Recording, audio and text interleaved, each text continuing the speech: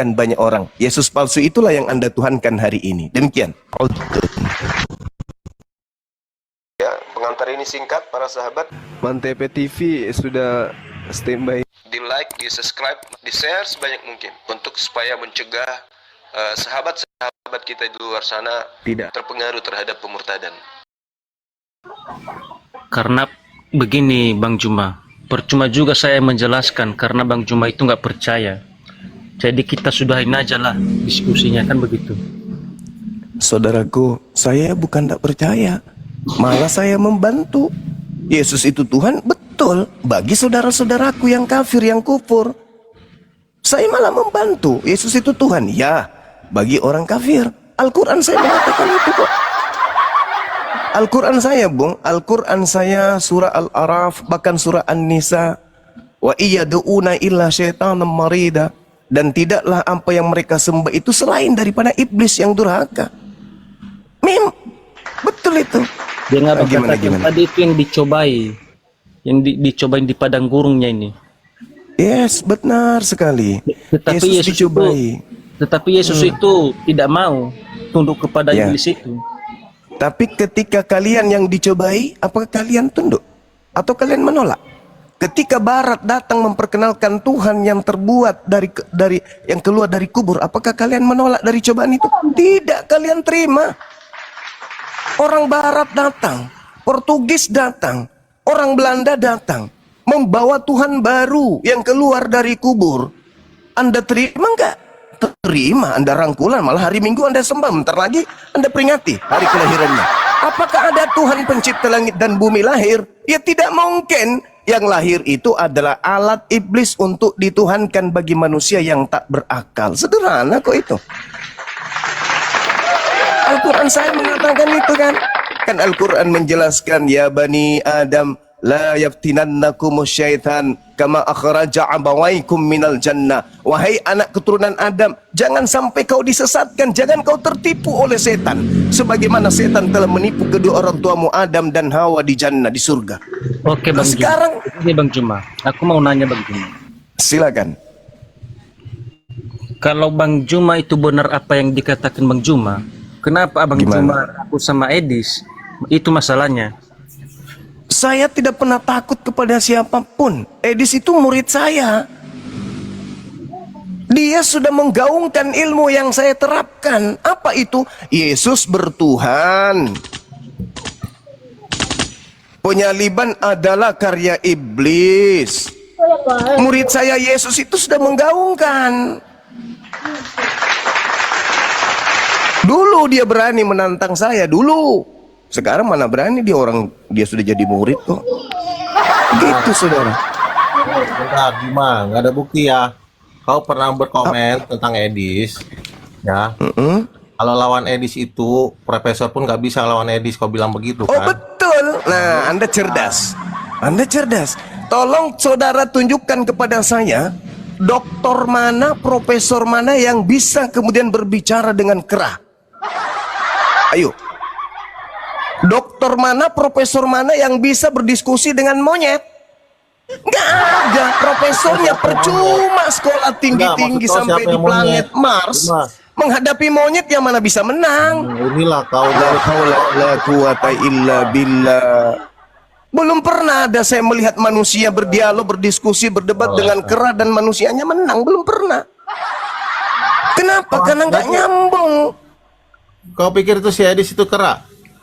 Lah, kalau bukan kera lalu apalagi? Al-Quran saya mengatakan, wa iyyadu'una illa syaitanan marida ulaika hum syarrul bariyah. Memang kau nyiptain Edis itu?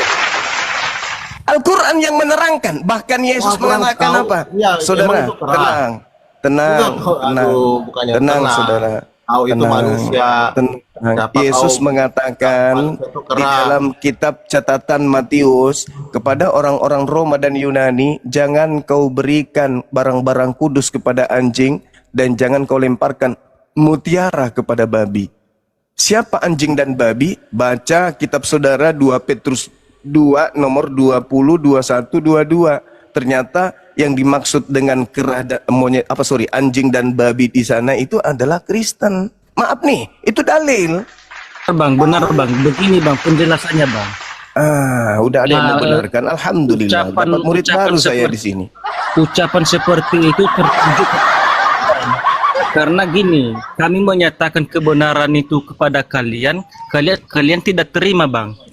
Saudaraku Gian yang saya hormati, ketika Anda melihat seekor sapi jarak 10 meter dari mata Anda, lantas saya tanya, yang kau lihat itu apa? Sapi atau apa? Anda mengatakan itu adalah kambing.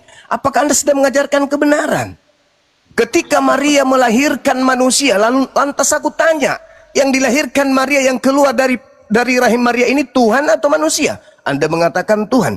Apakah Anda sedang mengajarkan kebenaran atau Anda sedang menyesatkan? Itu yang Anda sebut kebenaran. Nggak bisa dibiarin ya orang kayak gini Bang Gian. Terus Manusia dianggap kera. Kau ini siapa? Yesus menganggap orang di luar Yahudi sebagai serigala, anjing, dan babi. Kau itu Gimana ini? Ya Allah ya Karim. Al-Quran saya yang berbicara. Ulaika hum Al-Quran kamu berbicara syarrul bariyah. Innalladzina kafaru min ahlil kitabi wal musyrikin fi nari jahannam khalidina fiha. Ulaika hum syarrul bariyah. Itu Al-Quran saya, masa saya menolak Al-Quran? Negara ini menjamin tiap pemeluknya untuk melakukan, menjabarkan, mengimplementasikan, menguraikan, mentafsirkan, mendedikasikan ajaran agamanya masing-masing. Wong Al-Quran saya mengatakan begitu, mau kayak mana? Boleh aku nanya Bang, menafsirkan ajaran agamanya masing-masing. Kenapa kau menafsirkan Alkitab? Saya tidak menafsirkan kitab saudara, wong sudah tertulis terjemahan udah kayak gitu ya gitu. Kau ngerti gak? Paham gak? Kitab saudara tidak perlu ditafsirkan, udah tertulis kayak begitu saudara. Ya. Saudaraku. Assalamualaikum Bang Zuma. Izin Bang Zuma. Ini Joker kita turunkan aja dari ilmu nih. Nah, turunkan aja, turunkan. Karena saya Kau yang turun diturun. sini. Ya. Kau diturunkan. Izin. Maafkan saya saudara-saudara sekalian. Izin, saya mau naikkan yang Lanjut, agak lanjut. pinter. Bang Eclipse silakan naik. Saya tahu Anda punya cukup ilmu. Di sini ada insya Allah lawan yang tepat untuk Anda. Saya persilakan Bang Eclipse. Konten itu yang pintar aja dinaikin, yang bodoh Iya, jangan. iya. Silakan. Lanjut Bang Zuma, silakan. Saya begini. Iya. Iya, Silakan. Masya Allah. Jadi Bible itu tidak perlu. Iya, lanjut. Bible itu tidak perlu ditafsirkan. Karena Bible itu sudah mentafsirkan terjemahan itu sendiri sehingga merevisi, mengoreksi dan seterusnya. Jadi apa yang kemudian mau ditafsirkan di Bible? Nggak perlu ditafsirkan itu. Aku mau nanya Bang Juma, boleh? Iya, silakan. Tapi mohon maaf ya. Iya, nggak apa-apa. Apa itu fungsinya nyium-nyium batu itu Bang? Di Arab sana. Masya Allah, subhanallah. Jadi perintah Al-Quranul Karim kepada kami, apa perintah Quran? Kul in kuntum tuhibbunallah fattabi'uni yuhibbukumullah wa yaghfir lakum dzunubakum wallahu ghafurur rahim. Jadi kata Quran, jika engkau ingin dicintai oleh Allah, ingin dosa-dosamu seluruhnya dihapuskan oleh Allah, non-Yahudi. maka ikutlah kepada sejauh kita baginda belajar, Rasulullah Muhammad sallallahu tidak ada alaihi nabi wasallam. yang diutus kepada Itu orang kata Quran. non-Yahudi kala itu. Nah, ketika Nabi Muhammad Jadi bagaimana mengatakan mungkin ada bahwasanya untuk nebus dosa, untuk menghapus dosa, maka salah satu upayanya adalah menyentuh. Menyentuh apa? Menyentuh batu. Itu perintah, bukan batu yang menghapus dosa, bukan. Tetapi menjalankan perintah itu sama seperti, ini saya kasih contoh lagi nih. Ketika Anda baca Keluaran 29 nomor 14, ambillah dagingnya, kulitnya dan taiknya, bakarlah di luar perkemahan, itu adalah korban penebus dosa. Pertanyaannya, apakah tai sapi nebus dosa? Ya tidak. Tidak. Tetapi perintah yang dijalankan kemudian itulah yang menghantarkan manusia ya untuk kemudian sampai kepada posisi dosanya dihapuskan. Contoh, angkat batu ini supaya engkau mendapatkan uang. Silakan nonton naik. Nah, maka buru-buru mengangkat batu tersebut naik ke mobil truk. Pertanyaannya, ketika mereka setelah mengangkat batu, mereka mendapatkan uang. Apakah batu itu yang memberikannya uang? Tentu bukan. Begitu juga, ciumlah batu itu, dosamu akan dihapuskan. Bukan batu yang menghapus. Sama seperti Yesaya 6, nomor 6, nomor 7. Ketika orang itu sudah mencium batu bara, maka dosanya dihapuskan sebab mulutnya telah menyentuh batu bara tersebut. Wah, keren.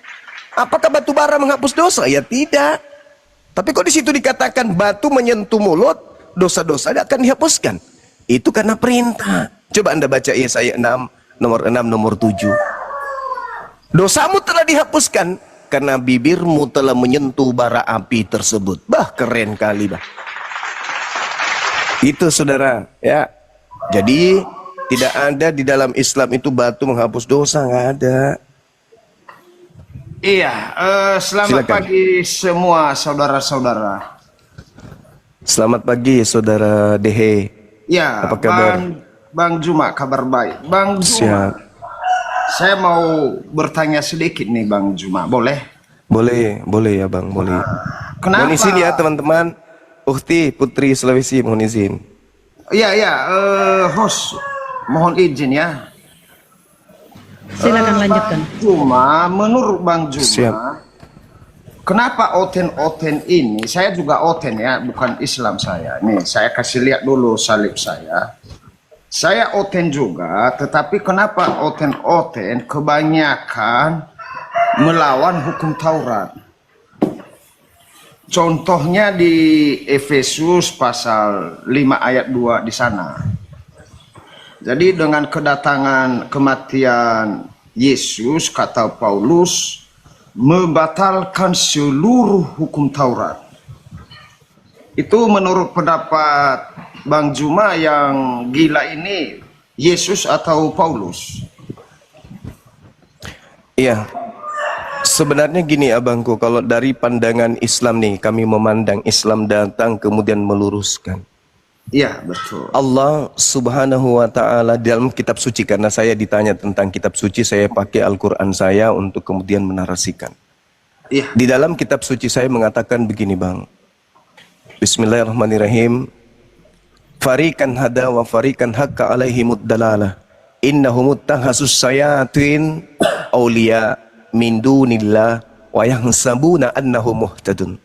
Sekelompok manusia itu diberi petunjuk karena mereka berakal, karena mereka kemudian menelaah firman Tuhan, dan sekelompok manusia lainnya itu pantas untuk sesat karena mereka sendiri.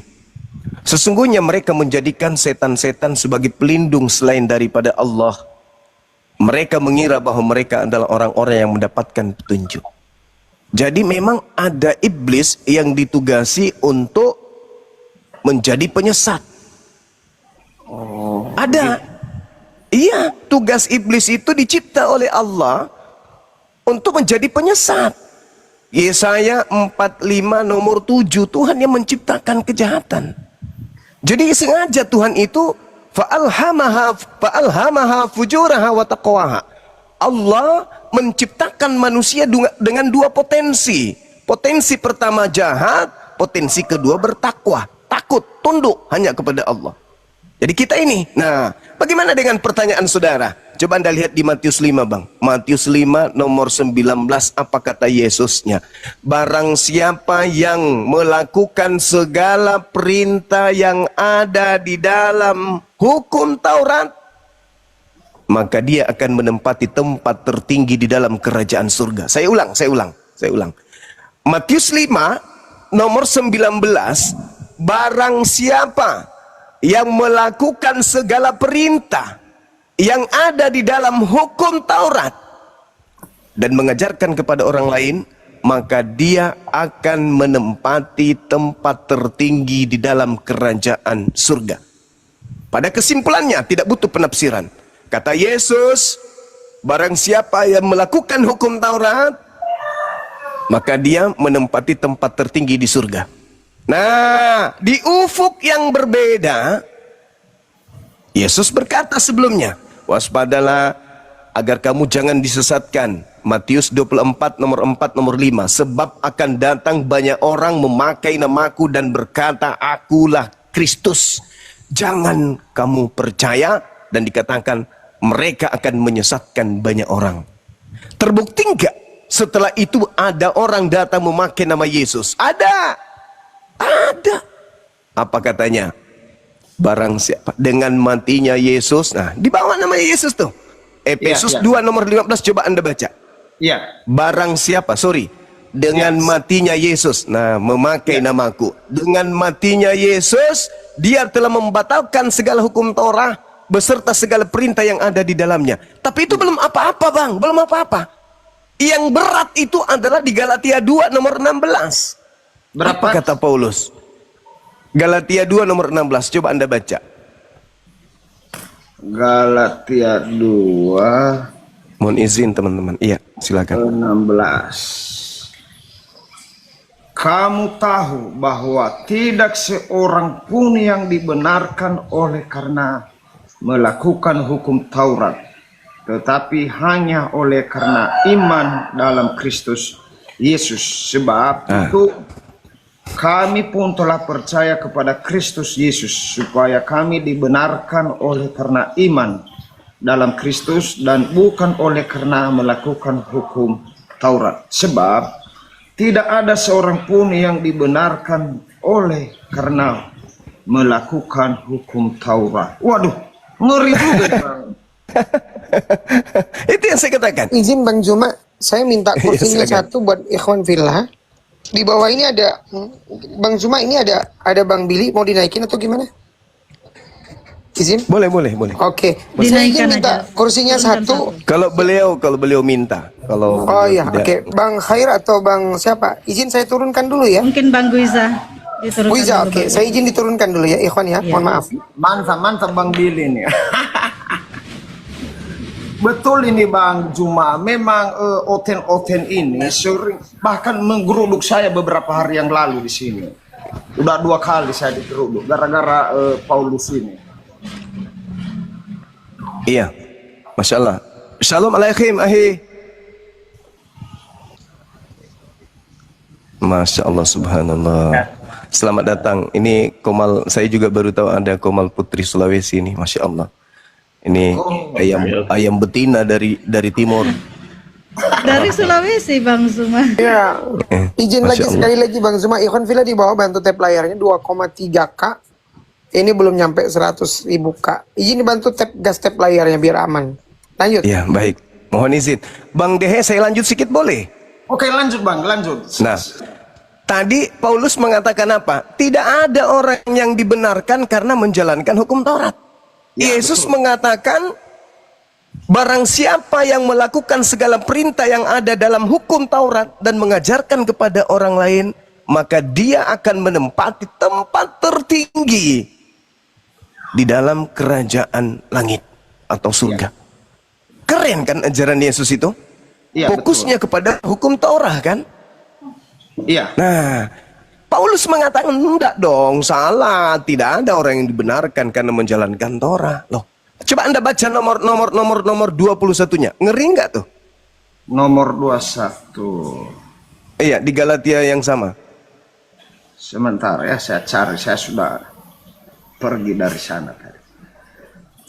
Aku tidak menolak kasih karunia Allah, sebab sekiranya ada kebenaran oleh hukum Taurat, maka sia-sialah kematian Kristus. Nah, sekarang saya tanya kepada saudara Dehe sebagai seorang Kristen. Menurut saudara, apakah dalam Torah itu ada kebenaran? Oh ada, justru saya ini menyalahkan si Paulus. Konsekuensinya apa? Sia-sia kematian? Sia-sia kematian? Kristus. Kristus. Tapi ini kan kata Paulus Bang, bukan Iya. Tuhan. Itulah yang saya katakan tadi. Itulah yang saya katakan. Itulah yang saya katakan tadi, bahwa penyesat itu memang ada. Iblis itu ada. Jadi harus ada iblis yang selalu menentang firman Tuhan. Harus. Baginda Rasulullah Muhammad sallallahu alaihi wasallam itu apakah menentang kemudian firman Tuhan? Enggak. Dia membenarkan Taurat, dia memuliakan Taurat. Dia memuji Taurat, bahkan dikatakan rukun Islam, rukun iman, wajib mutlak percaya kepada Taurat. Nah, ini tidak. Apa kata dia?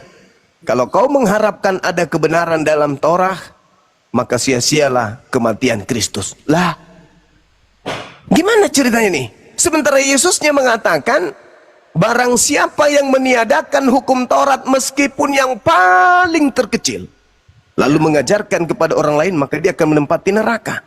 Iya. Matius 5 nomor 19. Dan barang siapa yang melakukan segala perintah yang ada di dalam Taurat dan mengajarkan kepada orang lain, maka dia akan menempati tempat tertinggi di dalam kerajaan langit. Subhanallah. Paulus datang mengatakan apa? Di Galatia 5 nomor 1-nya. Kalian semua ini sudah dimerdekakan oleh Kristus. Dimerdekakan dari mana? Dari aturan-aturan Tuhan, dan bahkan dimerdekakan dari kuk menghambakan diri, kuk penghambaan. Wih, gila betul. Nah, ini yang saya katakan kemudian, wayahsabuna annahum muhtadun. Mereka orang-orang kafir ini mengira mendapatkan petunjuk, padahal sesungguhnya mereka menjadikan iblis sebagai pelindung selain daripada pencipta langit dan bumi. Makanya di awal tadi saya naik ke sini, saya ditanya tentang Yesus Tuhan atau hayalan saja. Saya katakan beliau Tuhan bagi orang-orang yang memiliki kemudian keadaan sebagai orang yang kufur, ya, kufur di hadapan pencipta langit dan bumi, menutup diri. Karena Tuhan sendiri yang mengatakan, Al-Quran surah Al-Araf ayat 27, Allah Subhanahu wa taala menjelaskan di sana, innahu yarakum huwa wa qabiluhu min haitsu la rainahum inna ja'alna syayatin awliya'a lil ladzina la yu'minun. Singkatnya kata Allah, sesungguhnya setan dan para pengikutnya melihat kamu dari suatu tempat yang kamu tidak melihat mereka. Sesungguhnya aku telah menjadikan iblis-iblis itu, setan-setan itu sebagai penolong, sebagai pelindung, sebagai pemimpin bagi orang-orang yang tidak beriman. Jadi kalau hari ini ada yang menjadikan kemudian sosok yang mereka sebut Kristus itu atau Yesus itu sebagai Tuhan, betul. Makanya dalam Al-Quran, wa idza khusyiran nasu kanu lahum a'da wa kanu bi ibadatihim kafir. Itu dikatakan bahwa nanti di hari kiamat, sebelum orang ditetapkan masuk surga atau neraka, Allah mengatakan pada hari terakhir nanti apa yang mereka sembah selain daripada aku akan menjadi musuhnya. Nanti akan menjadi musuh tuh. Orang yang menyembah Yesus akan menjadi musuhnya Yesus. Matius 7:22-23. Enyahlah daripadaku, aku tidak mengenal kamu. Kamu semua adalah pembuat kejahatan. Dan apa yang mereka lakukan, pujian-pujian, pujaan-pujaan yang mereka lakukan terhadap selain daripada aku, itu akan diingkari. Nah, itu fakta real tertulis dalam Bible. Bukankah kami dulu bernubuat, mengusir setan, bermukjizat, bermukjizat, mengusir setan, bernubuat pakai namamu? Apa kata Yesus? Saat itulah, pada hari itulah, pada saat itulah aku akan berterus terang kepada mereka, enyahlah daripadaku, engkau semua adalah pembuat kejahatan. Aku tidak mengenal kalian. Nah, itu diusir tuh. Saya kira begitu, sahabat-sahabat sekalian. Terima kasih atas kesempatan yang diberikan. Saya tanggapin sedikit ya Bang Jumayah. Silakan Bang Dehe atau Akhi Billy. Dengan oten-oten pengikut Paulus, berarti mereka sudah membatalkan 613 hukum Taurat itu. Ya. Ya, mereka batal, lalu mereka boleh berzina, membunuh, mencuri, bersaksi dusta, menyembah berhala. Oh iya, makanya kemarin banyak pendeta yang tidak senang dengan narasi saya bahwa jikalau Paulus sudah membatalkan hukum Taurat, lalu Anda percaya kepada Paulus, maka hukum Taurat yang 613 itu sudah batal semuanya. Makanya Oten lalu berdusta. Saudaraku Dehe, Bang Dehe, ada Iya. satu hal yang menarik. Bukan saya ingin menyelah ketika saudara mengatakan Paulus boleh bersinah. Enggak. Saudara Kristen kita itu juga enggak boleh bersinah. Tetapi dalam- dengan batalnya hukum Taurat seluruhnya, Bang, di situ boleh. Oke, saudara. Oke. Kalau memang batal, Ja- tapi saya rasa ini hanya perkataan Paulus ketika dia sedang tidak sehat sepertinya. Jadi gini, saudaraku. Kalau kita melihat dari Efesus 2 nomor 15, beliau membatalkan Ya, betul.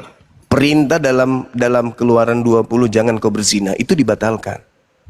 Tetapi dia duduk di tempat yang kudus. Apa kata Yesus dalam Matius 7 nomor 24 nomor 15, apabila engkau melihat sang pembinasa keji duduk di tempat yang kudus. Nah, sang pembinasa keji ini mengambil alih fungsi Tuhan.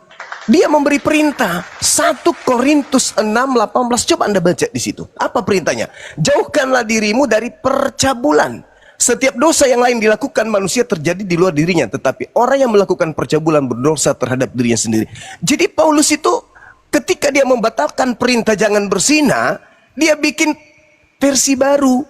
Jadi ketika orang hari ini tidak berzina, bukan taat kepada Tuhannya orang Yahudi, bukan, tapi taat kepada Paulus. Makanya dikatakan oleh Yesus, iblislah yang menjadi bapakmu dan kamu mau melakukan keinginan-keinginan bapakmu. Sekarang pertanyaannya, atas keinginan siapa orang Kristen tidak berzina, tidak bercabul?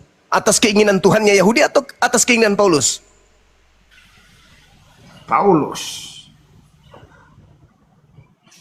Paulus lagi. Paulus terus yang bermasalah di sini di dalam Alkitab ini.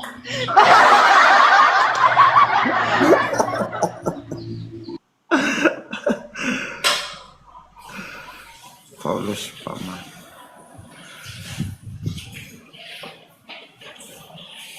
Ya, gimana pendapat teman-teman ini mengenai kata Paulus ini? Apakah sepakat dengan perkataan saya dan Bang Juma bahwa Pauluslah yang membatalkannya? Atau ada ide-ide yang baik?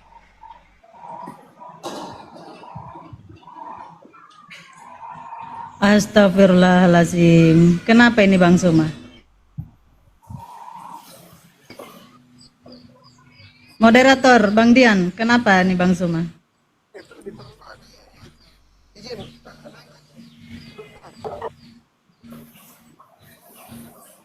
Kalau larum Bang Dian ya, saya menyimak.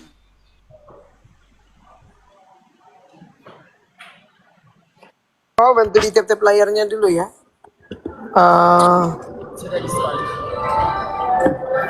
Bantu tap-tap layarnya biar kuat dulu. Saya udah undang kembali Corona naik.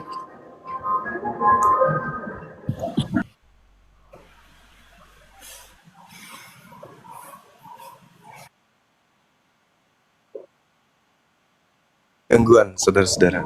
Sekali lagi saya katakan, Bang Dehe, Ya. saudara kita Kristen ketika kemudian mereka tidak melakukan pencabulan, itu karena perintah Paulus. Makanya dikatakan juga di dalam kitabnya mereka, ketika Yesus mengatakan, jangan kau menyebut siapapun di atas muka bumi ini Bapa, sebab hanya ada satu Bapakmu, yaitu Dia yang ada di langit.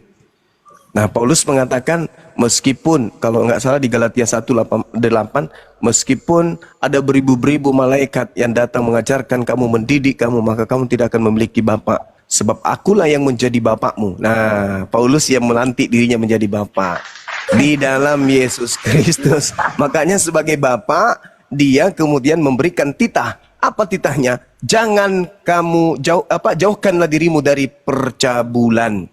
Jadi diperintah oleh Paulus kepada pengikutnya agar jangan bercabul. Akan tetapi itu bukan perintah Tuhan, tapi perintah Paulus. Tapi mereka taat. Perintah Tuhannya dibatalkan, perintah manusia Paulus ditaatinya gitu. Betul, betul. Gitu saudaraku. Jadi bukan tidak bercabul, bukan mereka bebas berzina. Ya mungkin itu ada benarnya juga sih. Jadi Karena kan- saya Ya, bingung gimana? ini, Bang Juma, saya bingung ini.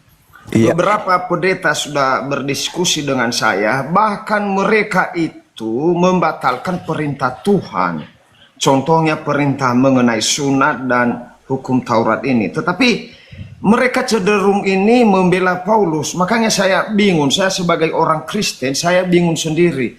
Ada apa ajaran Paulus ini sehingga mereka mati-matian membelanya. Makanya nama saya bukan Dehe lagi hari ini. Saya tulis tadi Nabi terakhir ke-29. Supaya oten-oten ini saya luruskan oten-oten yang sesat ini. Iya. Iya, ini hadiah Natal buat mereka ini. Saya ubah nama saya. Makanya saya bingung nih Bang Juma, Guru Juma. Ini kok kata Yesus mereka tolak, kata Allah itu pun sendiri yang berbicara kepada Abraham, mereka tolak. Makanya banyak oten yang tidak bersunat, bertopi mereka. Gara-gara si Paulus ini, katanya kan khusus orang Yahudi itu, kata si Paulus. Tapi Paulus dari mengajarkan tidak bersunat itu, Bang Dehe, itu pernah bertaubat dari mengajarkan ajaran itu. Coba dibaca di Kisah Para Rasul 21 nomor 15 sampai 26. Paulus itu bertaubat dari mengajarkan agama Kristen. Oh, Kisah Para Rasul berapa? 21 nomor 15 sampai nomor 26. Oh iya. Oh mantap juga ini si Paulus. Bertaubat dia, Bang. Ketika dia kembali ke Yerusalem, bertaubat dia. Iya, makanya ujung-ujungnya nanti dipenggal lehernya kan sama tentara Romawi. Itu menggenapi nubuatan Ulangan 13. Apabila ada seorang nabi atau pemimpi yang mengajarkan engkau untuk beribadah kepada ilah yang tidak kau kenal, agnostos theos, maka janganlah kamu merasa sayang kepada dia, tetapi bunuhlah dengan tanganmu sendiri. Nah, itu perintahnya ada di situ. Nah, sedangkan Paulus mengajarkan di dalam Kisah Para Rasul 17 nomor 21, 22, 23, Paulus mengajarkan menyembah kepada agnostos theos, ilah yang tidak dikenal atau dewa yang tidak dikenal dalam nama Kristus. Makanya dia menggenapi itu. Bunuhlah, ya mati terpenggal. Begitu juga di dalam Imamat 18 nomor 18 sampai 20. Itu perintahnya itu. Nabi yang terlalu berani berbicara Bismi Anoki dengan mengatasnamakan namaku, tetapi tidak terjadi apa yang dikatakan alias nabi palsu, maka dia harus dibunuh. Nah itu. Oh mantap. Saya sudah catat semuanya Guru. Jadi ya, nanti di dalamnya aja Kisah Para Rasul 21 nomor 15 sampai 26. Betulkah Paulus itu bertaubat dari mengajarkan jangan bersunat? Nah, kita lihat di situ, baca di situ. Lalu parahnya lagi, Bang. Dia kan mengajarkan sekali saja berkorban untuk selama-lamanya di atas salib, yaitu Yesus dengan darahnya kan. Tapi ternyata begitu dia kembali ke Yerusalem, dia berkorban lagi. Dia mempersembahkan persembahan untuk mentahirkan dirinya gitu loh. Bukankah Yesus sudah mempersembahkan dirinya sekali saja untuk seluruhnya? Tapi kenapa dia ketika diperintahkan sama rabi-rabi di sana, apa yang harus kamu lakukan sekarang? Ya kamu sekarang, kamu mensucikan dirimu, kau mentahirkan dirimu. Kau tahirkan dirimu. Ada 4 orang sedang bernazar, kau bantu dia, bayarkan kemudian nazarnya, habis itu kau tahirkan dirimu. Paulus tunduk nggak atas perintah itu? Tunduk. Lalu Paulus mempersembahkan persembahan masolang generasi. Jadi pengikutnya ya generasi rusak gitu, Bang Dehe. Saya sudah mengerti Guru. Mungkin ada hal yang ingin disampaikan oleh Akhi Billy. Mohon maaf Akhi Billy, saya menemukan beberapa data di dalam kitab yang digunakan oleh saudara Kristen. Meskipun tadinya itu berasal dari Septuaginta ya, yang diterjemahkan abad ketiga sebelum Masehi oleh Ptolemy II. Tapi saya rasa masih tidak terlalu jauh dari original teksnya. Saya baca dulu terkait dengan saya baca aja dulu, Akhi, nanti antum ini tanggapi. Sebagai Yudaism, praktis Yudaism, pasti Anda paham. Saya membaca di dalam Hagai 2 nomor 16. Maka sekarang perhatikanlah mulai dari hari ini dan selanjutnya sebelum ditaruh orang batu demi batu untuk pembangunan bait Tuhan atau baitel, atau di dalam iman umat Islam itu baitullah. Maka sekarang perhatikanlah, mulai dari hari ini dan selanjutnya, sebelum ditaruh orang batu demi batu untuk membangun bait Tuhan. Ulangan 27 nomor 5. Di tempat itu harus juga kamu dirikan bagi Tuhan Elohimmu sebuah mesbah dari batu-batu yang belum pernah dikerjakan dengan alat-alat besi.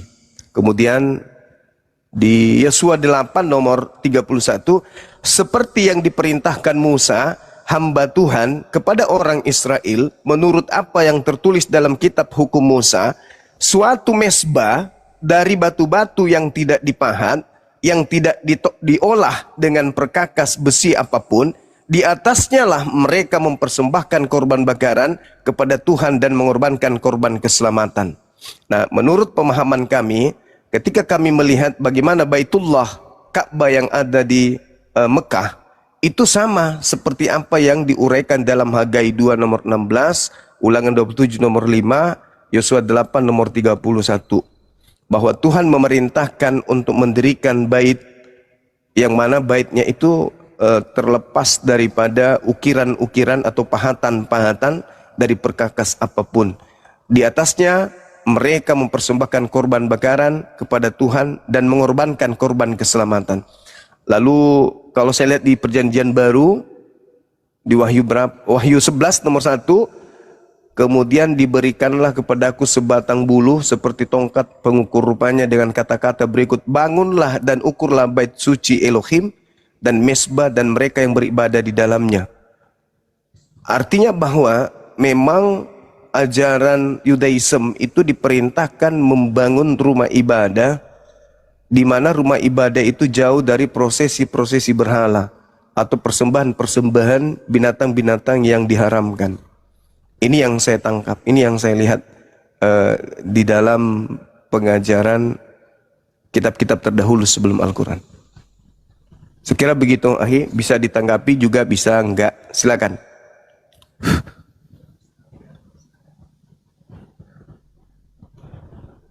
Kayak berapa itu tadi? Kalau saya, ya. Nah, karena kalau di kitab Kristen kan tuh kayaknya beda dengan yang di ayat 2 ayat berapa? 19 Putus-putus saya, ya? putus-putus saya, putus-putus. Bentar.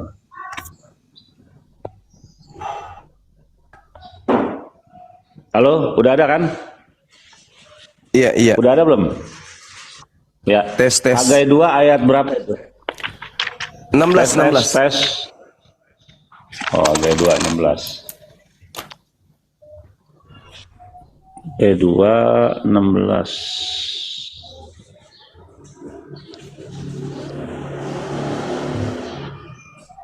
Hagai 2, sebagaimana keadaanmu ketika orang pergi melihat suatu timbunan, begitu? Iya, itu beda ya. Ini yang di LI ini aku pakai nih. Itu yang Hagai 2 ayat 16, ayat 17. Bunyinya gimana? Telah memukul kamu. Perhatikanlah mulai dari hari ini, itu ya? Iya, betul.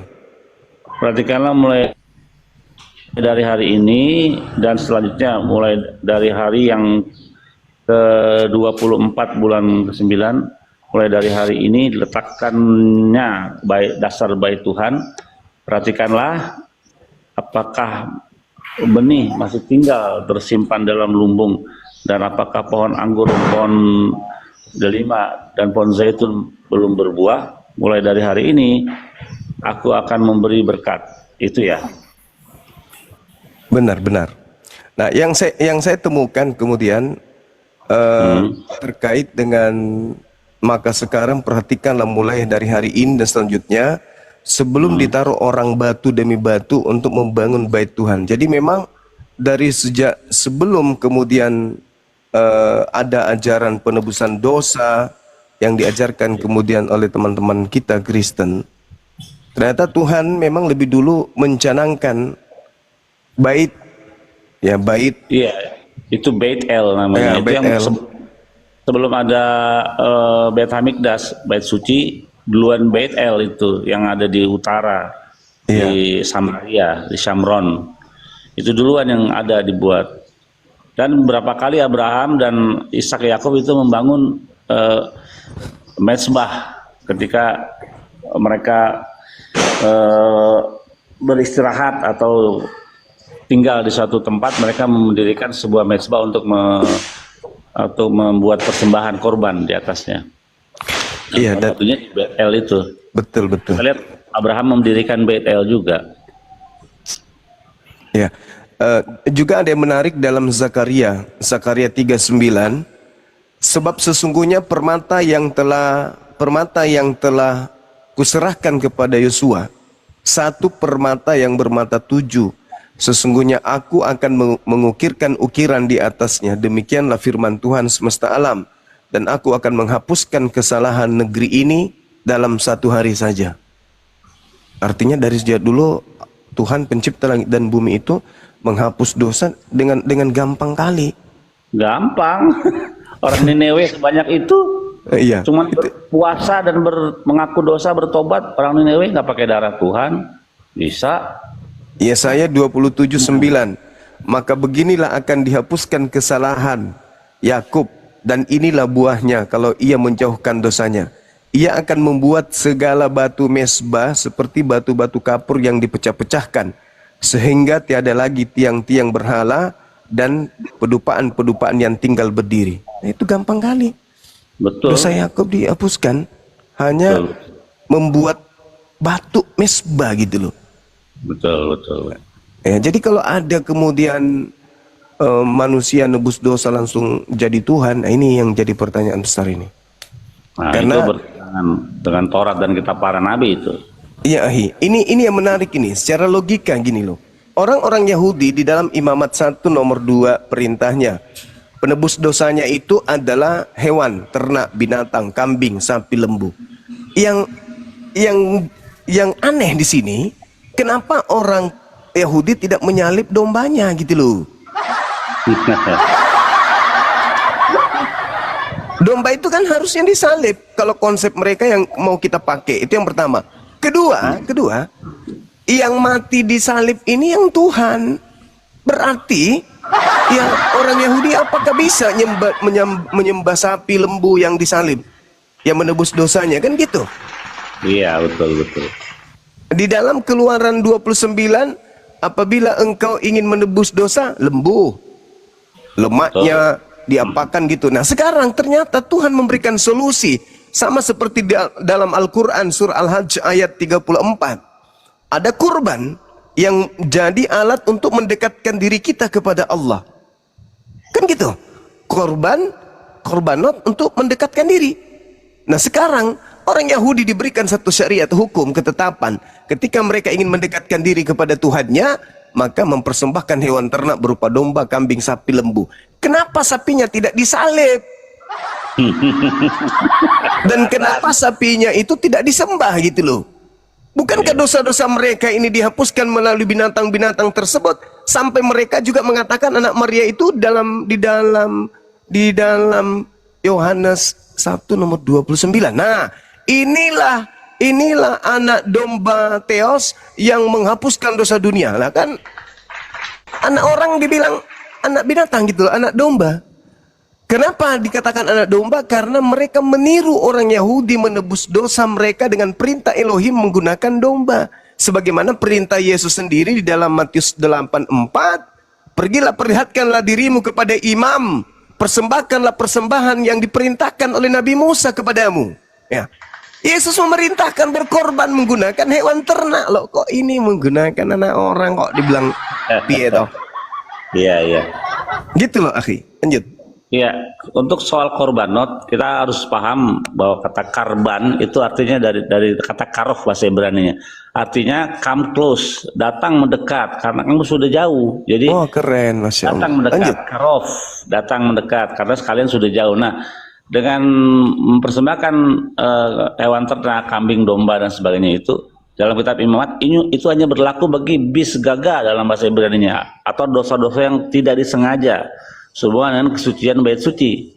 Jadi kalau ada orang mempersembahkan korban tapi dalam keadaan dia masih najis, misalnya habis berhubungan suami istri, dia belum mandi mikveh gitu, belum mentahirkan dirinya, dia jadi berdosa di situ. Makanya harus diberikan korban bisgaga, korban yang itu dosa yang tidak disengaja, yaitu dari hewan dan sebagainya. Nah,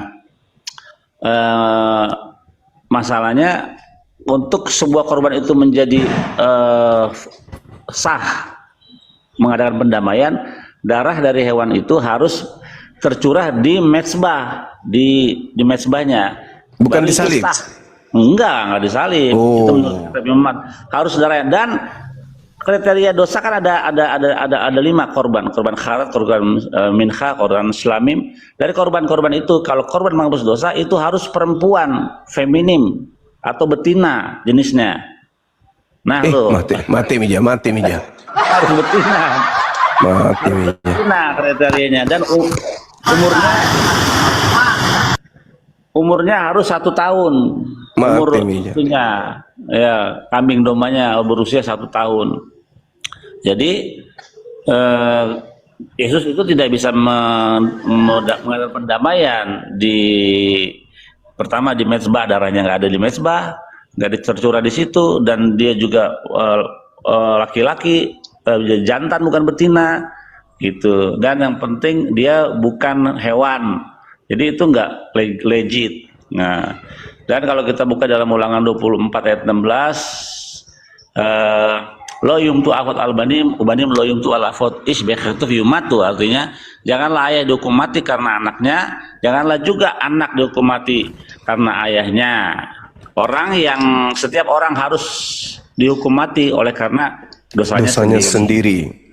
Jadi nggak ada tanggung-tanggungan dosa. Kalau ada orang menanggung dosa sesamanya, itu bertentangan dengan kitab Taurat Musa dan juga kitab para nabi yang lainnya. Belum di kitab Yeskiel apa itu, akhirnya anak nggak boleh menanggung dosa ayah juga. Iya, Yeskiel 18, betul. Jadi tanggung-tanggungan dosa, apalagi pakai darah Tuhan, itu tidak ada sama sekali. Terus aku mau menanggapi tentang Paulus. Waktu Paulus mengatakan Taurat itu tidak membawa kesempurnaan, seorang raja dan seorang nabi berkata di dalam kitab Mazmur, ya, dikatakan Torah Hashem temim mishot nefes edut Hashem ne'emana makimat beti. Taurat itu sempurna, menyegarkan jiwa. Peraturan Tuhan itu teguh, memberikan hikmat kepada orang yang tak berpengalaman. Ulangan 11 itu ya, iya. Ini Mazmur. Assalamualaikum.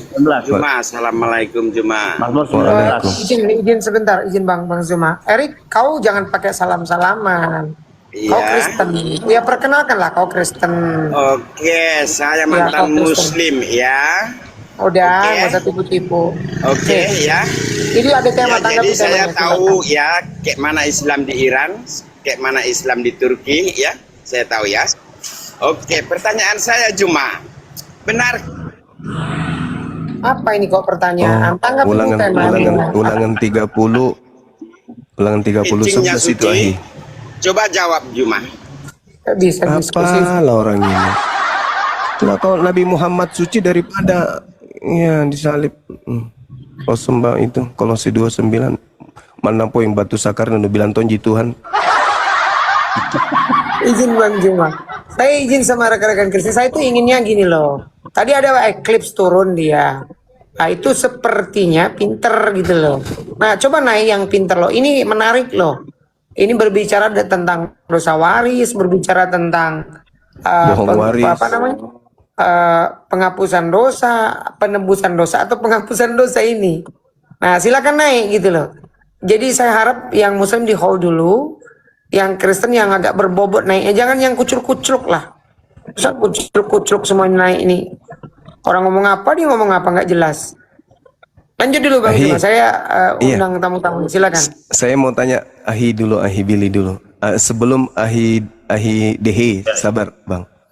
Bang, saya mau pamit dulu, ada tamu, boleh ya? Nanti kita Boleh. Nanti kita Host, belajar izin. lagi sama-sama. Iya, makasih. Oke, makasih. Ahi, korban-korban penebus dosa yang ada di tradisi keyakinan Yudaism, apakah korban ini hidup kembali setelah dikorbankan? Terus dosa, kalau hidup lagi jadi nggak itu dong, nggak Batal. menggunakan lumayan. Iya.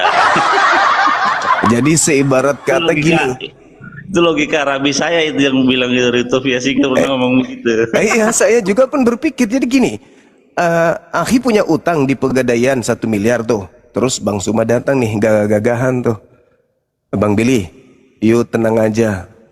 Saya akan tebus utang lu di Pegadaian 1 miliar. Tepuk tangan lah Ahi Billy kan. Syukran. Terima kasih. Anda orang baik. Mengorbankan kemudian harta Anda untuk tebus dosa utang saya di Pegadaian. Aku tebus lah ya kan ya. Lunas 1 miliar utangnya Ahi Billy di Pegadaian. 3 hari kemudian saya datang lagi, narik uang saya kembali. Sini duit saya nggak jadi. Aku taruh lagi duit saya di Pegadaian. Nah pertanyaannya, apakah Ahi Billy kembali berutang? Sila jelas. Nah, bagaimana dengan korban yang hanya 3 hari mati? Hari ketiga bangkit lagi kembali. Kan dia mati untuk menebus. Ketika dia hidup, tebusannya gagal. Bukan begitu? Mungkin. Kenapa? Saya menemukan data di dalam Roma 8 nomor 10. Barang siapa, jika Kristus ada di dalam dirimu, maka tubuhmu memang mati karena dosa. Ya Allah, ternyata orang Kristen mati karena dosa. Gimana ceritanya? Jadi buat apa Yesus disalib kalau orang Kristen mati karena dosa? Masalah generasi. Orang mati karena dosa itu kemana perginya? Surga apa neraka, teman-teman? Neraka. Ya, itu dia. Roma 8 nomor 10. Jika Kristus ada di dalam dirimu, tubuhmu. Nah, itu original teksnya itu kalau kita lihat itu sebenarnya merujuk kepada tubuhmu, bukan kepada tubuh saja. Tubuhmu mati karena dosa. Jadi kalau kita ini misalnya mengatakan Kristus ada di dalam tubuhku, aku ini pengikutnya, maka kata Paulus, ya tubuhmu akan mati karena Kristus. Gimana dong? Mau nggak tubuh kita itu mati karena dosa?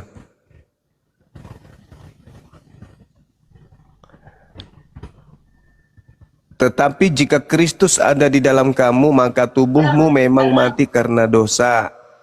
Tetapi roh adalah kehidupan oleh karena kebenaran. Oke? Jadi barang siapa yang ingin tubuhnya mati karena dosa, silakan jadikan Kristus ada di dalam hidupnya. Berdasarkan Roma 8 nomor 10. Sekira begitu saya kembalikan kepada host. Ya, izin sebentar saya sapa dulu tamunya Bang Zuma. Assalamualaikum Bang Goto. Aduh, mohon maaf yang ada anak kita turunkan dulu. Assalamualaikum warahmatullahi wabarakatuh, Bang Goto. Monitor. Waalaikumsalam warahmatullahi wabarakatuh.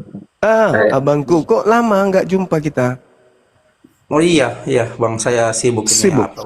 Iya, ada MBG di Toraja ini. Saya baru pulang juga, Bang. Ini baru 3 hari saya di Makassar. Masya Allah. Ini juga ada Manru. Kate Manru. Bukan. Dia orang. Assalamualaikum warahmatullahi taala wabarakatuh. Waalaikumsalam warahmatullahi wabarakatuh. Kukana sari batang deh. Iya. Teh batu Teh, dulu. Jumpa, Oh iya. Salam kenal Bang Manru. jumpa juga dengan Pak Zuma. Alhamdulillah. Pagi ini sehat-sehat selalu Pak Zuma. Sehat alhamdulillah.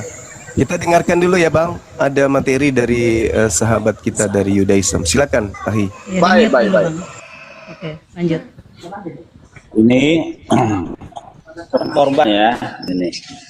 Jadi daftar semua korban hewan ya, korban bakaran hewan. Nah, ini untuk eh, korban dosa nih. Ini aduh gak kebaca. Untuk korban dosa ya.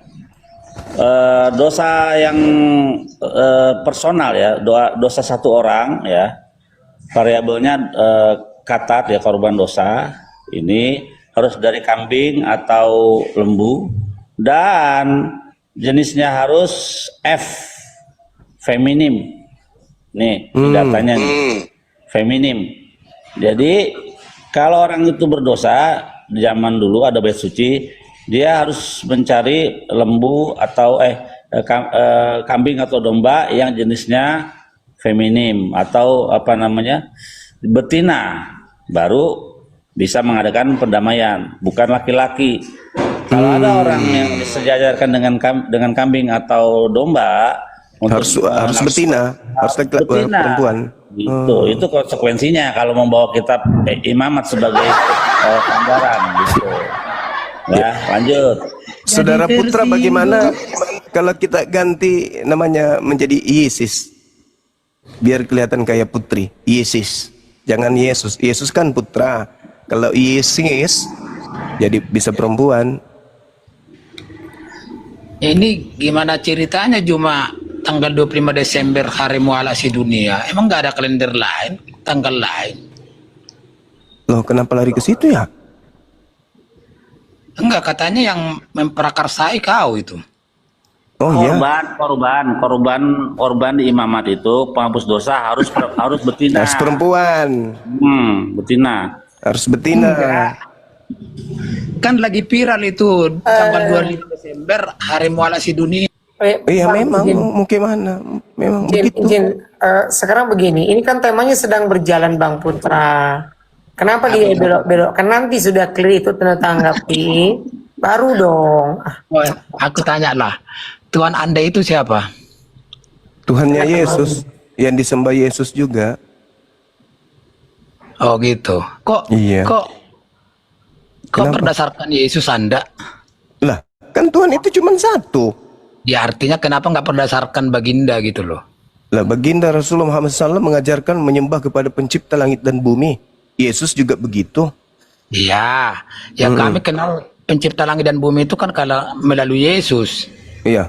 Kami juga kemudian mengenal ketika diajarkan di luar Al-Quran bahwa ada sembahan, maka kami mengenal Yesus menyembah kepada ilah yang disembah oleh para nabi. Terus? Begitu. Terus apa masalahnya?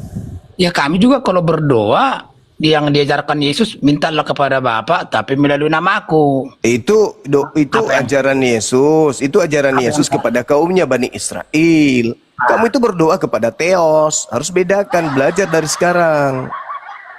Entah apa kayak namanya itu yang jelas. Oh, nggak bisa gitu. Coba Anda baca Filipi. Coba Anda baca Filipi 2 nomor 6, nomor 7, nomor 8. Yang menjadi daging manusia itu Tuhannya Yahudi atau Tuhannya orang Roma?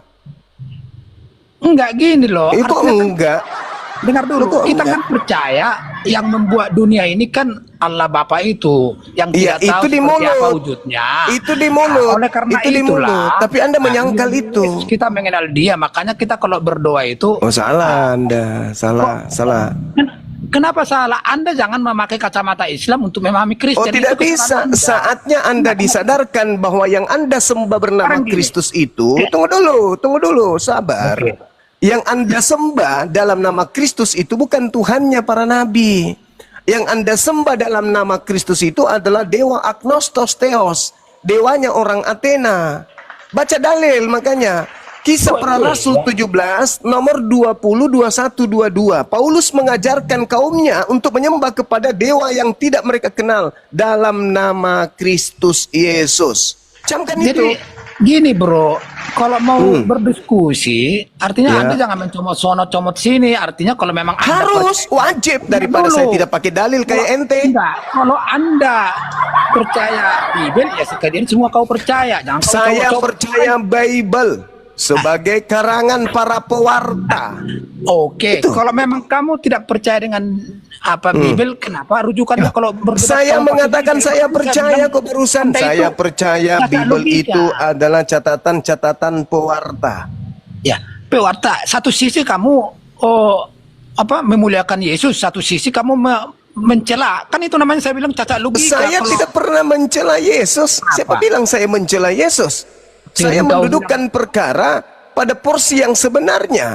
Yang kamu sembah dalam nama Kristus itu adalah dewa Athena, bukan Makanya saya Eloah bilang, Abraham, sampai kiamat bukan. juga Islam tidak akan paham dengan ajaran Kristen. Sekarang kalau Anda yang tidak paham tentang agama Anda sendiri karena musuh Sekarang terberat kalau tadi Anda kacamata adalah Bible Kristen Anda memahami. sendiri. Sekarang saya tanya sama saudara, Ada nabi yang dikatakan, orang dengar, Mana ada yang nabi dengar orang Arab? dulu, Semua dengar nabi dulu, itu dengar dari dulu, Israel. dengar dulu, Itu dengar tertulis dulu. di Bible. Izin sebentar, Bunda.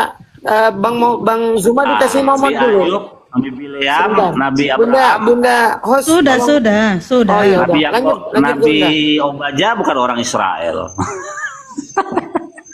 Paulus juga tidak murni orang Israel, hanya ngaku-ngaku Benyamin, keturunan Benyamin. Paulus itu kan nabi.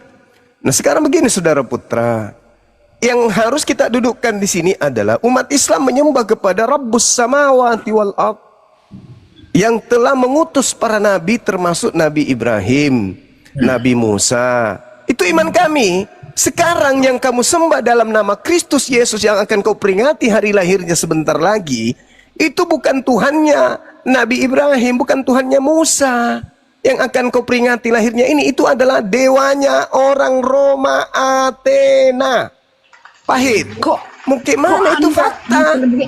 Orang Yesus mengatakan sembahlah Bapa, udah dibilang gitu. Kok Itu Anda? ucapan Yesus kepada kaumnya Bani Israel. Berbeda dengan ucapan Paulus untuk kaumnya Roma Yunani. Anda catat itu baik-baik.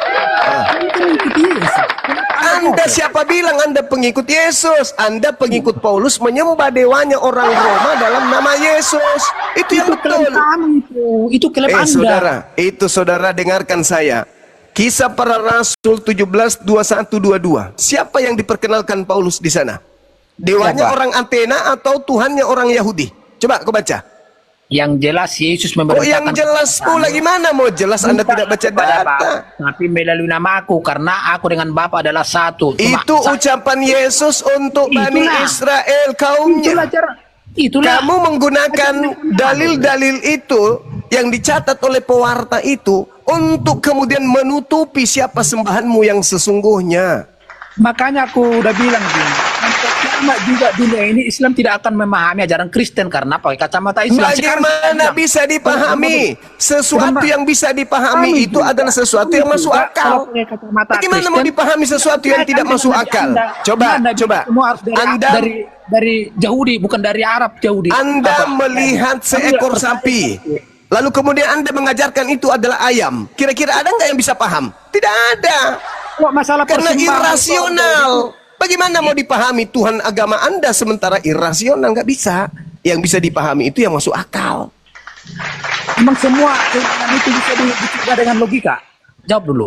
Lah. Bisa nggak keimanan itu dicerna dengan logika keseluruhan? Bisa nggak? Bisa. Coba apa yang tidak masuk logika? Sekarang Anda tunjukkan apa yang tidak masuk logika. Silakan. Bagaimana nabimu bisa membela Mulai bulan-bulan di atas nombak-nombak dan lagi. di bawah? Coba. Dia mendapatkan kemudian karunia mujizat dari Tuhannya. Tuhannya yang memberikan mujizat itu. Itu iman, itu bukan logika. Oh Makanya tidak, kau itu bisa logika. Itu logika. Bagaimana Itu logikanya bisa? logika. Itu logika. Enggak ilmiah itu. Makanya kau kebodohan. Kata siapa? Bulan-bulan di Kalau atas. Anda Itu kemudian iman, bukan ilmiah. Itu kebodohan. dengarkan saya. Cara logikamu. Dengarkan saya baik-baik. Jangan karena agama Anda irasional, Anda mengatakan bahwa ketika pencipta langit dan bumi memberikan suatu mujizat kepada hambanya, Anda mengatakan tidak masuk akal. Coba jelaskan secara ilmiah bisa membela.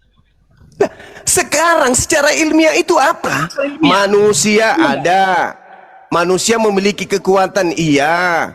Di balik kekuatan manusia itu ada kekuatan pencipta langit dan bumi yang mengatur aspek kehidupan di atas muka bumi ini. Ilmiah enggak? Ilmiah. Alam semesta ini diatur oleh Sang Yang Maha Kuasa. Ilmiah enggak? Ilmiah dong. Ilmiah. Oh, salah. Itu karena ajaran Anda tidak masuk akal sampai Anda membatasi hal tersebut. Bagaimana Kau tidak mungkin? bisa Dengar, Kau dengarkan tidak bisa saya. membedakan ilmiah Dengar, sama iman. Itulah dengarkan saya. logikamu cacat. Dengarkan Itulah saya. kebodohanmu. Dengarkan saya. Dengar. Kasihilah Tuhanmu dengan akal budimu. Apa itu maksudnya? Ayo, apa maksudnya tuh? Apakah Yesus mengajarkan suatu kebodohan sampai dia menggunakan akal untuk menelaah Tuhan? Tidak bisa. Ikan sama 5 roti. Itu iman. Itu menurut lo. Itu menurut Itu lo. iman. Itu Secara menurut logika lo. tidak masuk akal. Sekarang makanya mari Udah, saya saya ikuti bilang, narasi Anda. Anda itu kata Sekarang mari saya logika, ikuti narasi Anda. Dengar saya. Dengarkan saya boleh. Anda boleh dengar saya, jangan kesurupan. Ketika Maria ngeden, yang keluar dalam rahimnya itu, keluar dari rahimnya itu adalah seenggok manusia, bayi Yahudi. Betul. Masuk akal, masuk akal. Sekarang Secara kelahiran Anda Yesus itu, dengar dulu. Dengar dulu saudara, dengar. Habis ini Anda boleh berbicara 2 tahun tanpa berhenti. Oke? 2 tahun loh. Dikasih waktu Anda ngomong terus tanpa berhenti. Habis ini. Saya ulang lagi. Keluarnya seorang manusia dari rahim Maria, masuk akal gak ketika dikatakan itu adalah manusia yang keluar? Masuk akal. Tapi ketika kemudian Anda mengatakan yang keluar itu adalah Tuhan, masuk akal nggak? Tidak masuk akal. Sekarang Anda memposisikan iman Anda di mana? Anda memposisikan iman Anda yang keluar dari rahim itu adalah Tuhan. Berarti yang koplak siapa? Iman Anda, kepercayaan Anda, keyakinan Anda yang koplak. saya tanya Anda, definisi Tuhan menurutmu apa? Jangan ke situ. Enggak, biar kita Jangan samakan ke situ. biar kita Orang samakan. Indonesia, orang Kita. Indonesia. Nah, itulah kebodohanmu. Saudara putra, jangan kayak ini, jangan kayak bebek. Pernah Orang nggak Tuhan Indonesia. Pernah nggak manusia menuhankan uang?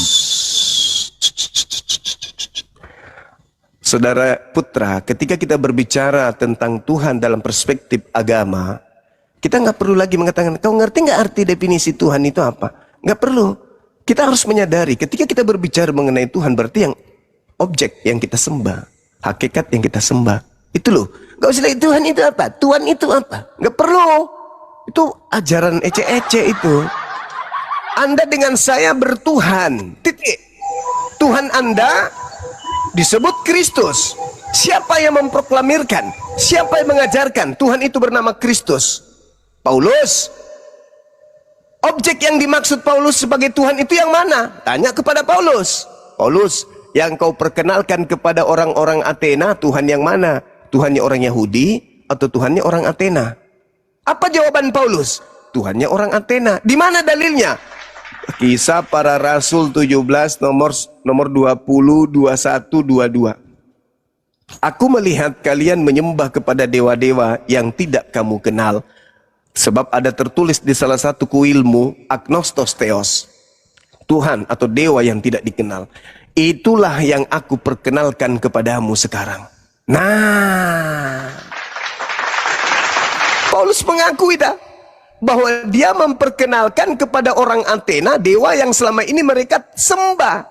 Sekarang pertanyaan saya, sebelum Paulus datang ke Athena, yang disembah oleh orang Athena Tuhannya Yahudi atau dewa-dewa nenek moyang mereka? Jawab. Jawab dulu. Yang disembah oleh orang Athena, orang Roma, sebelum Paulus datang mengajarkan agama Kristen, mereka menyembah Eloa Abraham, Eloa Ismail, Eloa Ishak, Eloa Yakub, Eloa Musa, atau menyembah kepada dewa-dewa nenek moyang mereka. Jawab. Silakan, kau boleh bicara 2 tahun, jangan berhenti. Ngomong. Malu kau kan? Malu. Ternyata yang Kristus itu yang diperkenalkan Paulus adalah dewa Yunani. Ayo. Malu kau kan? Malu.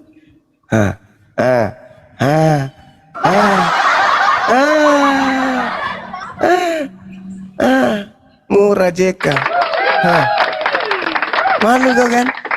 Nih, saya bantu kamu. Di dalam Kisah Para Rasul 17, nomor 19 saya mulai. Lalu mereka membawanya menghadap sidang Areopagos dan mengatakan, bolehkah kami tahu ajaranmu yang baru, wahai Paulus? Sebab engkau memperdengarkan kepada kami perkara-perkara yang aneh, wahai Paulus. Karena itu kami orang Athena ingin tahu, Apa arti semua ajaranmu itu, wahai Paulus? Lalu Lukas mencatat, adapun orang-orang Athena dan orang-orang asing yang tinggal di situ tidak mempunyai waktu untuk sesuatu selain untuk mengatakan atau mendengarkan segala sesuatu yang baru dari Paulus. Paulus pergi berdiri di atas Areopagos dan berkata, nah saatnya Paulus beraksi nih. Apa kata Paulus? Hai orang-orang Athena, hai. Aku lihat bahwa dalam segala hal kamu sangat beribadah kepada dewa-dewa. Itu Paulus yang ngaku. Jadi sabar dulu. 10 detik aja, 10 detik. Sebab ketika aku berjalan-jalan di kotamu, aku Paulus melihat-lihat barang-barang pujaanmu. Aku Paulus menjumpai sebuah kuil dengan tulisan kepada dewa yang tidak dikenal. Paulus berkata kemudian, apa yang kamu sembah tanpa mengenalnya, itulah yang kuberitakan kepada kamu. Saya ulang, aku melihat kamu menyembah dewa. Di dalam kuilmu ada tertulis kepada dewa yang tidak dikenal. Apa yang kamu sembah tanpa mengenalnya, itulah yang kuberitakan kepadamu. Pertanyaan saya kepada saudara putra, apa yang disembah oleh orang Athena, Yunani, Romawi sebelum Paulus datang? Silakan Anda jawab. yang saya sembah sesuai dengan ajaran Bukan Yesus. Bukan Anda. Jangan gila permanen.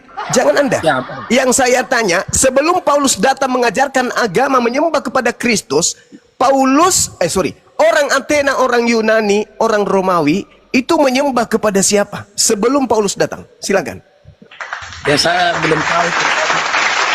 Makanya jangan sombong. Kalau baru tahap Gini, Pak. anak murid jangan sombong. Tadi kan gini, Bang. Bikin malu. Anda kan memaksakan keimanan itu dicerna secara logika keseluruhan. Itu saya bilang tidak bisa. Kenapa? Coba jelaskan logika Anda dengan nalar Anda. Baginda bisa membela bulan di atas, baginda di bawah. Secara ilmiah.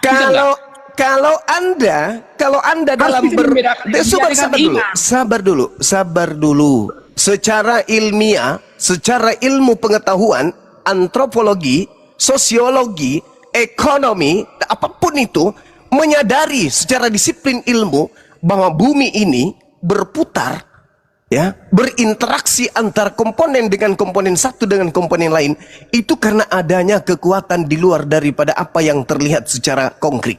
Setuju? Setuju. Ilmiah enggak itu? Ilmiah. Berarti secara ilmiah pun sadar bahwa ada kekuatan gaib, supranatural di luar daripada objek-objek yang ada, nilai-nilai yang ada. Logika enggak itu? Logika. Rasional enggak? Rasional. Itulah yang orang katakan sebagai Tuhan. Oh, tidak bisa, itu ilmiah. Itu ilmiah itu. Kata siapa itu tidak ilmiah? Kata siapa itu tidak ilmiah? Kata siapa itu tidak ilmiah? Itu ilmiah. Kita tinggalkan itu. Karena Anda adalah Kristen dan saya adalah Muslim. Sabar. Enggak usah ke situ dulu. Tidak usah. Loh, alam semesta ini punya komponen keterikatan antara alam yang satu, benda-benda yang satu dengan benda yang lain itu adalah satu keterikatan yang tidak bisa terpisahkan. Sedikit saja dimensi terpisah atau menjauh atau saling berdekatan akan terjadi kehancuran. Camkan itu, itu ilmiah. Itu ilmiah.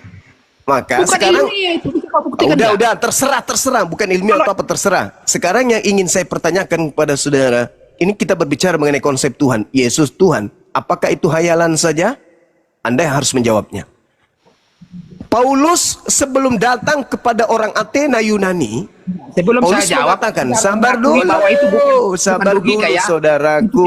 Pertanyaan saya ulang karena Anda mencoba untuk lari dari kenyataan bahwa Kristen menyembah kepada agnostos theos. Pertanyaan saya sederhana. Sebelum Paulus datang mengajarkan menyembah kepada Kristus kepada orang Athena, apa yang disembah oleh orang Athena? Dewa-dewa, Tuhannya nenek moyang mereka, atau Tuhannya Nabi Musa? Jawab.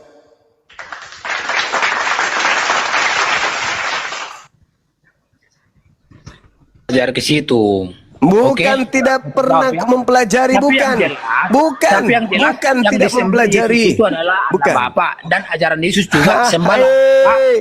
karena Berarti Anda mengakui bahwa orang Athena sebelum Paulus mendirikan agama Kristen sudah Saya menyembah tidak kepada mengakui, Tuhan saya belum Musa. tahu tentang itu. Dan saya bilang, saya belum tahu tentang itu. Anda jangan memaksakan keinginan Anda. Sekarang saya tanya kepada Akhi Billy. Akhi, apakah betul orang-orang Athena, orang-orang Yunani, orang-orang Romawi sebelum mereka menggunakan kitab terjemahan Septuaginta dari perjanjian baru, kitab Tanak, perjanjian baru Tuhan dengan Bani Israel, yaitu kitab Torah, apakah orang Roma Yunani ini menyembah kepada Yod-Heh-Vaveh? Oh enggak. Tidak.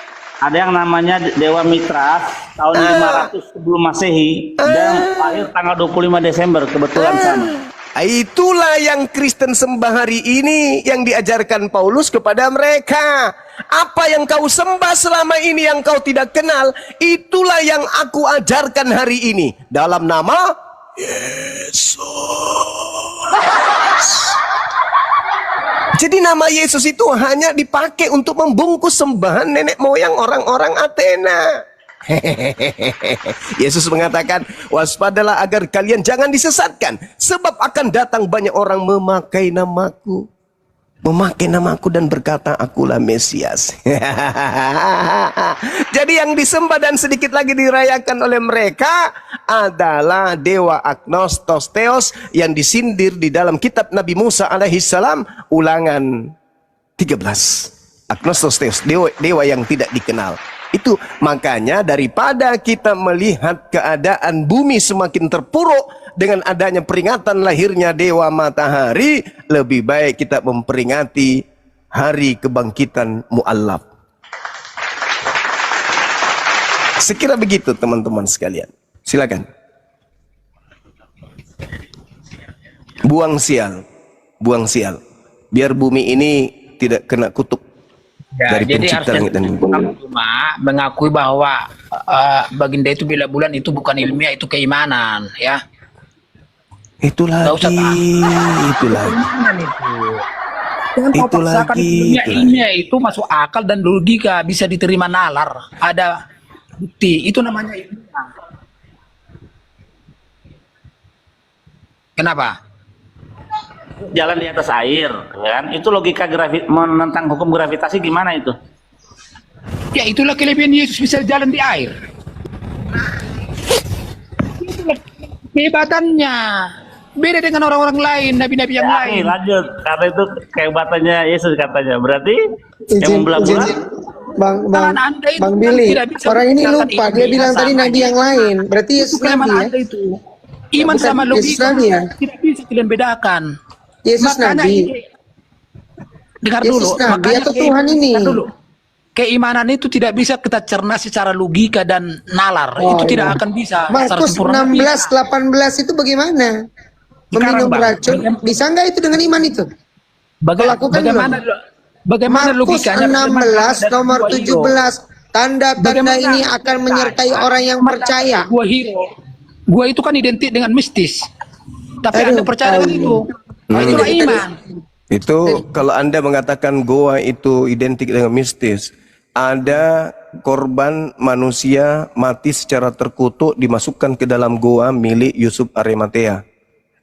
3 hari kemudian keluar jadi Tuhan. Itu mistis itu. Masuk di kubur mayat, keluar dari kubur jadi Tuhan. Mistis itu. Iya, Itu mistis. Itu sama seperti pisang masuk ke dalam blender, keluar langsung jadi barongko.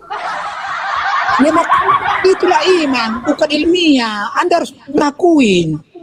Gimana sekarang begini? Itu. Nabi Musa belah lautan itu ilmiah atau tidak? Jangan kau paksakan keimanan itu semua logika. Itu kesalahan Anda. Nabi Musa belah lautan itu ilmiah atau tidak?